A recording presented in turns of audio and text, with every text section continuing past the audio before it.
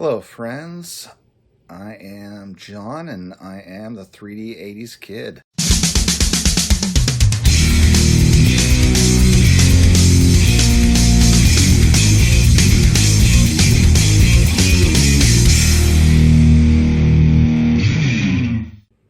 Welcome to episode 2.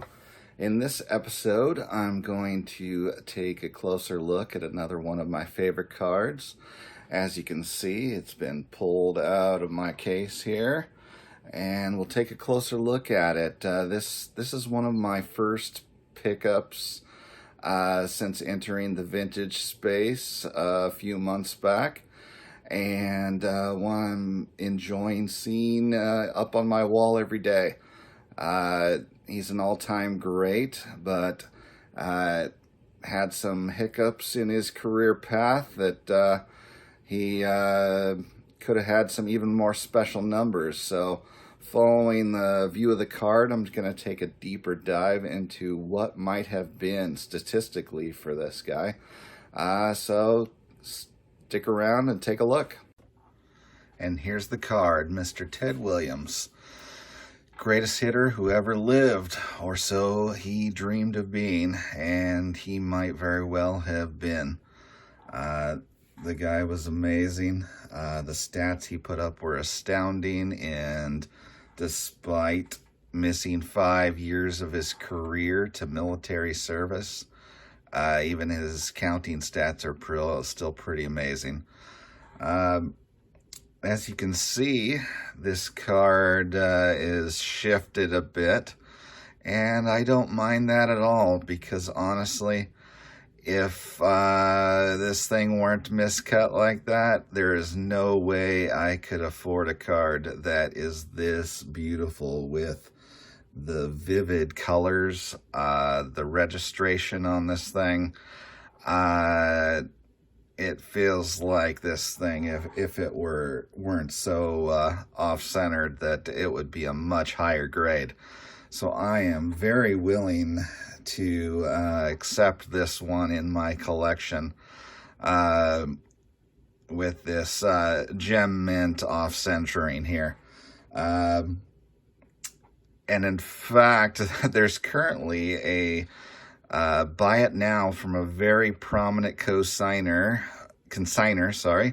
with SGC3, who claims that his is a rare miscut that is going for the bargain price of $999.99, just simply for the fact that on the back of this thing, which is also on the back of his card, you can see that the bottom has the actual lettering that says Sanford Koufax, Brooklyn Dodgers right here. And his claim being that this is such a rare miscut, making it so valuable. If you believe that, I think I have a few 1990 Fleer Jose Uribe cards you might be interested in. Let me see where those are at. But seriously, regardless of the off-centering, I mean, look at even the vibrant colors on the back here. Yes, Ted is one of baseball's all-time greats. But how great would his lifetime stats have been if he didn't miss all those years? It's one of the things I want to dive into next on this video, so coming right up. So here I have a spreadsheet of all of Ted Williams' stats, and what I have done with his 3 missing years from World War II, from 1943 to 1945, when he had 0 stats because he was completely gone for the entire season, I have done an average of his 1942 and 46 seasons to establish some numbers for those 3 years. As you can see, it created a 0.5 decimal for quite a few of the numbers, and so in order to keep whole numbers for the lifetime totals, I went ahead and rounded up on the 3rd season in 45, so that I wouldn't have decimal points for the cumulative stats at the bottom. And then for 1952, where he only played a few games and had 37 at-bats, and 1953, where he only had 110 at-bats, I took the averages of the 51 and 54 season to establish some numbers there for if he had not actually gone to Korea. And ultimately, these are actually a little bit on the conservative side, I would say, because it's been said that when Ted came back from the Korean War, in which he actually was shot down in his fighter jet at one point, he's had nagging injuries the rest of his career, which actually limited his games.